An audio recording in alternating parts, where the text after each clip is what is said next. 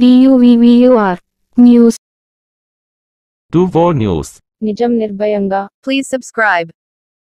పేద ప్రజల సంక్షేమం, అభివృద్ధే జగనన్న ఎజెండా.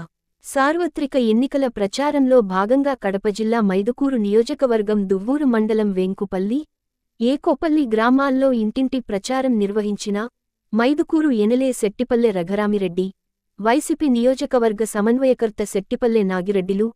ఈ సందర్భంగా జగన్ మోహన్ రెడ్డి చేసిన అభివృద్ధిని ప్రజలకు వివరించి నవరత్నాలు ప్లస్ జగనన్న సంక్షేమ పథకాలు, అభివృద్ధి పనులు కొనసాగేందుకు రానున్న అసెంబ్లీ ఎన్నికల్లో వైసీపీ అభ్యర్థులకు ఓటు వేసి గెలిపించాలని కోరారు.